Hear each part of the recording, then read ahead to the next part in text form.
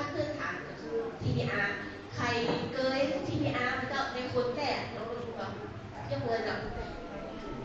เกยก่อนเกยเนาะเป็นจะได้ของเจ้าแม่ของรู้สึกฟื้นก่อนฟื้นเนาะฟื้นอยู่เห็นนะคะฟื้นนี่แสดงว่าทำถูกต้องเนาะทำถูกต้องใครบางเคยทำในคนแต่ว่าเคยทำในหุ่นของเราเคยทำในหุ่นเคยตอบปั้มในหุ่นใครเคยปั้มในหุ่นของเรานี่เนาะเอาสองล้อนะเจ้าแต่วันนี้ถ้าใครยังไม่เคยปั้มวันนี้หมอเอาหุ่นมาให้ปั้มเลยเหมือนคนแต่เนี่ยมันเป็นหุ่นยาพาราไม่ได้เป็นหุ่นแบบพลาสติกนะนี่มันจะปั้มอย่างนอนนะแต่ช่วงแรกที่เขาจะเรียนรู้เรื่องของการปฐมพยาบาลเรื่องต้นก่อนเนาะ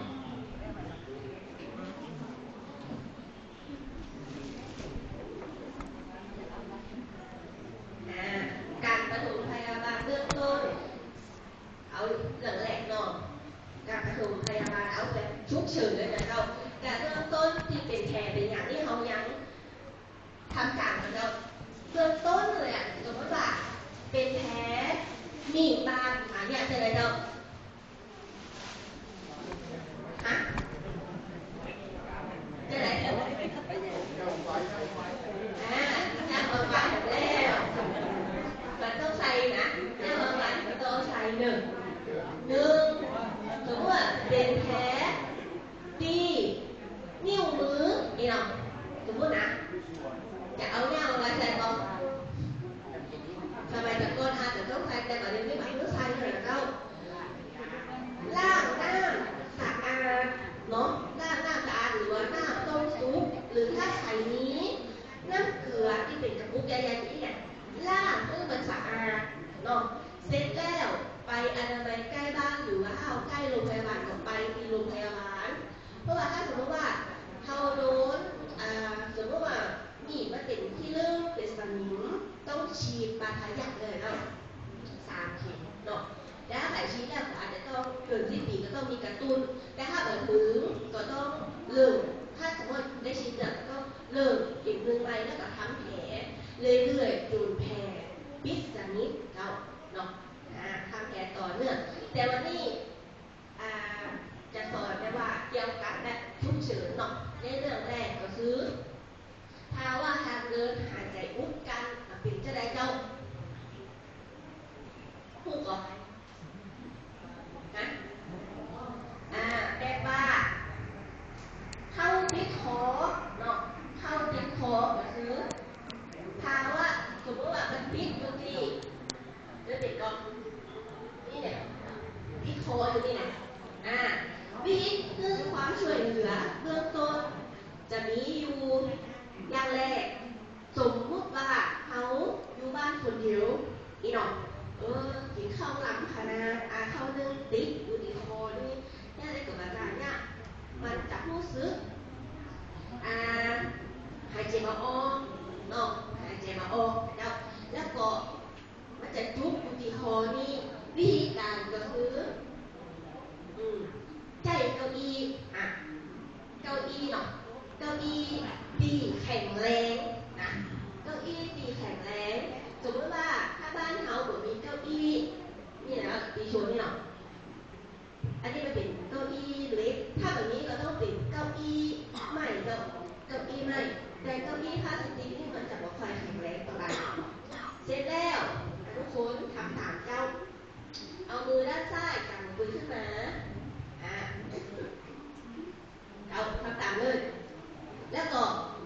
เอากระอุ้มไว้ที่ปืนนี่ตีนี่ผู้จัดเล่นดีเลยปืนเนี่ยปืนตรงเนี่ยปืนตรงเนี่ยเดี๋ยวปืนจะถอนพร้อมครับตรงนี่นะเอาไว้ตรงนี้ปืนตีนี่เอาแหวนมือกางไว้แล้วก็มาหุบใส่นี่เจ้าสมมติว่าเขาจะบอกกับทุกแก่นะแล้วก็เสร็จแล้วก้มตัวลงมาหน่อยทุกคน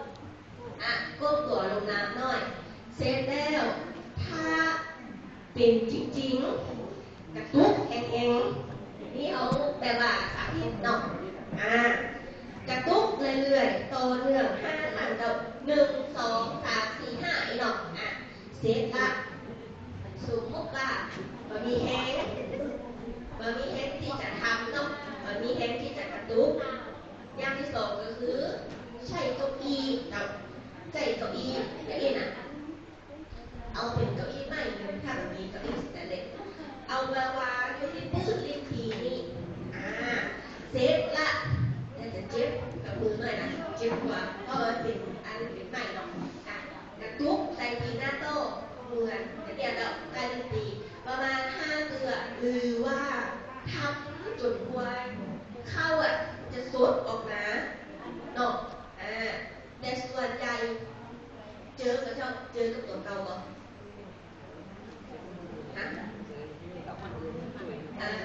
các khốiอื่นนี่เจออยู่เจอกับตัวเก่านี่มาคอยจะเป็นเข้าส่วนมาเดี๋ยวเราน้ำแข็งมีหรอมีอยู่เนาะแต่น้ำแข็งมันจะละลายได้ง่ายแต่ถ้าเป็นข้าวมันจะออกไปละลายแต่น้ำแข็งเดี๋ยวถ้าการมันละลายมันก็จะเริ่มดีขึ้นแต่ถ้าเป็นข้าวมันจะละลายก็สมมติว่าต่อไปเฮามีคนจุยมันก็จะติดอยู่ในคอเนาะคนไข้ก็จะอีเนาะขับคออีเนาะกำคออีเนาะสมมติว่ายุ่งกันหลายคนคนแรกเดี๋ยวขอ1 คนเจ้าเพราะว่าเดี๋ยวต้องสาธิตเพื่อพอแข่งกันได้บอกมาได้มาก่อนเท่าไหร่หลายคนอันนี้เป็นจุดโอ๊ก็ทำท่าที่อาหารที่คอสมมติว่าอาหารที่คอก็เอามืออุ้มไว้ที่คอบอกไปละเจ็บคอบอกไปละหน้าขิวถูกต้องการแสดงทางเสร็จละคนหลังบอกก้มตัวลงหน่อยคนข้างหลังนะเจ้าเขาทำเหมือนเดิมข้างหนึ่งกับกุ้ยแบบข้างหนึ่งแล้วก็ใส่เนาะแล้วก็เอาขาคนไข้กางขาหน่อยเอาคนไข้กางขาหน่อยแล้วก็เอาคนตีอย่างเงี้ยนี่นะเอาขาที่เลยนะเจ้าเสร็จละเขาจะกระตุก5 เดือนแต่อันนี้จะยากเองหน่อยเพราะมีคนแบบสำคัญต้อง1 2 3 4 5หรือว่าทำจนแบบออกสดออกไอ้น้องขอบคุณจ้ามากเจ้าพ่อการแสดงที่เยี่ยมมากต่อไปอันนี้เป็นคนปกติเป็นคนผอมแต่ถ้าว่าเป็นคนอ้วนแล้วก็เป็นคนต้องเนาะถ้าเป็นคนอ้วนเป็นคนต้องคือฮัตตีหน้าอกเพราะมันมาหานิดทีละเนาะเอาไปดีหน้าอกนะเจ้าหน้าอกแล้วก็ฮัตเรื่อยๆเอาจุดออกเนาะถ้าออกก็คือเอาจุดออกหรือว่าบางทีบางคนออกเซ็ตหมดสติเจ้าหมดสติไม่หายใจสมมติเนาะเนี่ยเรียบร้อยละช่วยแล้วละเข้าก็ออกเลยละเนี่ยเปิดหมดสติมาหายใจเนี่ยจะได้ดีเจ้าทำการ CPR เนาะเขาจะทำการ CPR เป็นขั้นต่อไปในเรื่องของสอนกรรมเนาะต่อไปอันนี้เป็นไม้รถเข็นแบบว่ามายืนสมมติว่าเป็นคนไข้แบบติดเตียงหรือว่านั่งรถเข็นเนาะแล้วก็กำลังกินข้าวอยู่ข้าวขัดคอเนี่ยไหนกระตุกตีหน้าอกเอามือประสานกันแล้วก็กระตุกแต่ส่วนใหญ่จะบอกเคยเจออะไรในคนไข้ตีรถเข็นเพราะว่าอาหารที่จะกินก็จะเป็นอาหารแบบอ่อนๆอย่างนี้เนาะส่วนใหญ่จะเจอในคนปกตินะครับต่อไปกล้ามเนื้อหัวใจอันนี้ที่เรื่องตะกี้เสร็จแล้วนะมีใครจะถามก่อน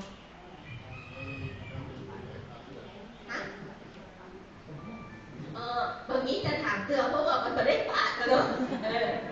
เรื่องต่อไปกล้ามเนื้อหัวใจ เลือดเชียร์พันอันเป็นอะไรเจ้าอันนี้นี่เป็นเยอะมากๆนะเป็นในคนที่เป็นในโรคประจำตัวก็เป็นกลุ่มเสี่ยงเป็นใครเป็นกลุ่มเสี่ยงความดันของความดันไขมันใครเป็นกลุ่มเสี่ยงความดันไขมันสูงของเจ้า1 คนเนี่ยกันโอ้ชนะเลยแต่ผมว่านี่คนเดียวคนอื่นเป็นหรือยังเจ้าถ้าใครเป็นความดันเถอะไขมันเป็นความดันก็มีเยอะขนาดเลยเนาะไขมันด้วยเนาะไขมันเป็นเนาะไขมันเอาโอเคความดันไขมันเบาหวานนี่ใครเป็นเจ้าหัวใจหัวใจด้วยเนาะหัวใจความดันไขมันหัวใจเบาหวานอันนี้คือถ้าสมมติว่าไขเป็นโรคความดันกินยาต่อเนื่องก็เท่าต่อเนื่องไขยุดยาเองเปล่ามีไข่แบบสมมติว่ากินยาไปสักหมอให้มา3 เดือนกินไป1 เดือนทานไป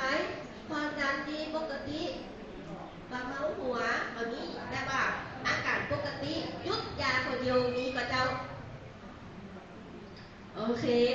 นี่เก่งมากมันมีไข่เยอะเลยถ้าเกิดว่าไข่ตียุดยาเองนอกจากที่จะเป็นไขมันแล้วก็จะเป็นโรคอย่างเจ้าหน้าเดียวอย่างเนี้ยพวกก็หนังตาตกแขนขาไม่มีแรงอย่างเป็นเส้นเลือดในสมองตีบหรือบางคนถ้าเป็น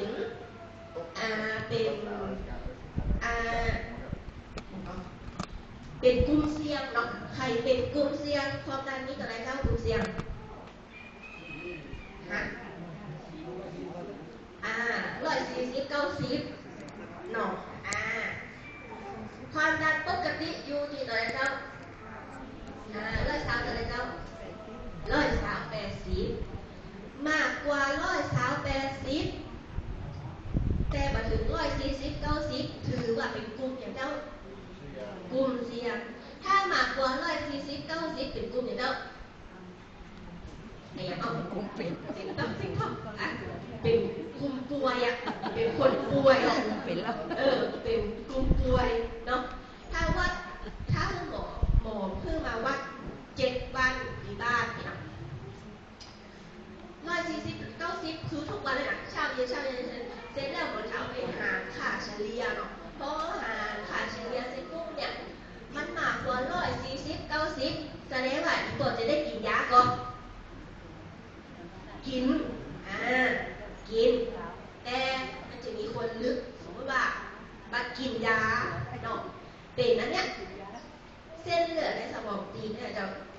บางคนจะมีภาวะเนาะกล้ามเนื้อหัวใจขาดเลือดเฉียบพลันอาการก็คือ1อาจจะเจ็บอกเนาะเล่าข้างเดียวหรือว่าหายใจบ่ออกเนาะหายใจลำบากรู้สึกอึดอัดใต้ลิ้นปีหรือบางคนกดลงด้วยแบบมีสติไข่ที่ตาหรือกดลงด้วยแบบมีสติบางทีก็อาจจะเป็นเส้นเลือดในสมองแตกเนาะบ้านเรามีก็เส้นเลือดในสมองแตกแล้วเลยคนปกติเลยเสร็จแล้วลงในห้องน้ำไปช่วยเหลือประกันไปเข้าโรงพยาบาลเส้นเลือดในสมองแตกเดินมาได้มีก็เจ้าบ้านนี้ก่อนบ้านนี้วันนี้เนาะยอดเยี่ยมขนาดเลยเนาะถ้าสมมุติว่าเราเจอคนล้มลงหมดสติหรือว่าอยู่คือเจ็บหน้าอกอยู่ก็ก่อยล้มลงเขาจะยังจะได้เจ้าอย่างแรกเขาจะได้โทรเนาะวันนี้นะเขาจะ4 ตัวนี่นะ1669นี่นะจะถามมากหน่อยเนาะอย่างแรกสมมติเขาเจอละเปิดโรคลงมดโรคลงอยู่ก่อนโรคลงบางพวกจะเป็นเส้นเลือดสมองตีบก่อนเนาะหรือว่าถ้าแบบอยู่ๆต่าวไปเลยอย่างแรก หนึ่งอย่างโทรหนึ่งโทรหกเก้าตอนโทรนี่คนโทรนี่มีสติเลยเด้อเวลาเปิดถามอย่างตัวต้องพูดค่ะประเจนว่าแม่อยู่บ้านหลังไหนหลังเนี้ยเป็นไงต้องบอกพิกัดเพื่อชัดเจนเนาะอย่างสมมติว่าเขาว่าอยู่กันข้าวต้มมือนึงขี่รถตัวเส้นปลายทางอยู่เธอเข้ามาสมมติว่าเลิกโรงพยาบาลจากแม่ฟ้าหลวงเพื่อจะถามว่าคนไข้อยู่ตั้งไหนเนี่ยต้องอธิบายอยู่ถูกเนาะยูเทิร์นมาเลยเข้าซอยนี่นะคะตรงมาเรื่อยๆสมมติว่าเป็นบ้านหลังสีชมพูอีเนาะเข้ามาเลยเดี๋ยวจะไปอยู่ที่ถนนร้อยอีกได้ถ้าว่ามีคนเยอะ